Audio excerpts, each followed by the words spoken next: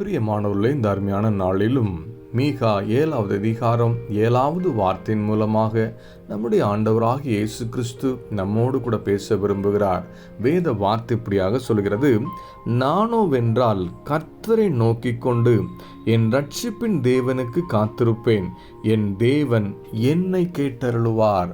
நாம் ஆராதிக்கிற ஆண்டவராகிய இயேசு கிறிஸ்து ஜெபத்தை கேட்கிறவர், நம்முடைய கண்ணீரை காண்கிறவர், நம்முடைய வேண்டுதலுக்கும் விருப்பங்களுக்கும் பதில் கொடுக்கிறவர் என்பதை நாம் அறிந்திருப்போம். ஆனால் நாமும் கூட இப்படிப்பட்டதான விசுவாச வார்த்தைகளை அறிக்கை பண்ணுகிறவர்களாக, இந்த விசுவாசத்தில் நிலைத்திருக்கலாக மாறிவிடுவோம் என்பதில் எந்த மாற்றமே இல்லை. நாம் ஒவ்வொருத்தரும் இப்படிப்பட்ட விசுவாசத்தில் நிலைத்திருக்க வேண்டும் என்பதுதான் தேவனாய் கர்த்தருடைய விருப்பமாக இருக்கிறனால இன்றைக்கு நம்மோடு கூட பேசிக்கொண்டிருக்கிறார். வேத வார்த்தை அருமையாக சொல்கிறது, கர்த்தரை நோக்கி கொண்டு என் ரட்சிப்பின் தேவனுக்காக காத்திருப்பேன், அவர் என் சத்தத்தை கேட்டருள் எனக்கு கிருபையாய் என்னோட ஜெபத்துக்கு பதில் கொடுப்பாருங்கிற நம்பிக்கையும் விசுவாசமும் நமக்குள் பெருக வேண்டும். இன்னைக்கு அநேகருடைய இருதயத்தில் காணப்படுகிற மிகப்பெரிய கேள்வி என்ன தெரியுமா? இந்த வருஷத்தோட 8 மாதம் முடிய போகுது, இன்னும் கர்த்தர் கொடுத்த வாக்குத்தத்தை நிறைவேறலையே. ஆனால் வாக்குத்தத்துக்கு எதிராக தானே எல்லா காரியமும் நடக்குது.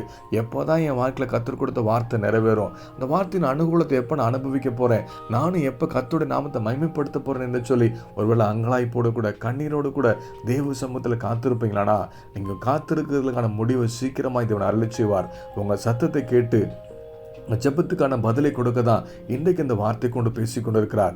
நானோ வென்றால் கர்த்தரையே நோக்கி கொண்டிருப்பேன், அவருக்காக காத்திருப்பேன், அவரின் சத்தத்தை கேட்பாருங்கிற விசுவாசத்தில் நிலைத்திருக்கிற பிள்ளைங்க வாழ்க்கையில் நிச்சயமாக ஆசீர்வாதம் வரும். கர்த்தர் கொடுத்த வாக்குத்தத்தை நிறைவேற்றி கொடுத்து உங்களை சாட்சியாக வாழ வைப்பார். யாபேசோட வாழ்க்கை குறித்து நீங்கள் வேதத்தில் ஆராய்ந்து பார்ப்பீங்களானா, பெற்ற தாயை துக்கத்தோடு பெற்றேன்னு சொல்லி பேர் வைக்கிறாங்க.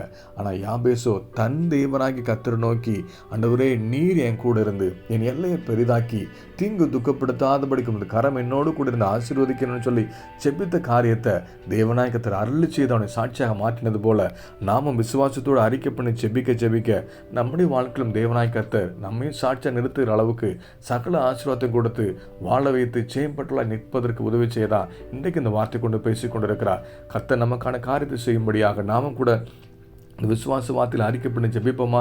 நல்ல தகப்பனே, இந்த அருமையான காலை வேலைக்காக நன்றி செலுத்துகிறோம். நானோ வென்றால் கர்த்தரையே நோக்கி கொண்டிருப்பேன், என் தேவனுக்காக காத்திருப்பேன், என் ஜெபத்தை கேட்பார் என்று சொல்லி அறிக்கை பண்ணி ஜெபிக்கிற பிள்ளைங்க வாழ்க்கையில் கர்த்தர் கொடுத்த வாக்குத்தத்தங்கள் நிறைவேறட்டும்.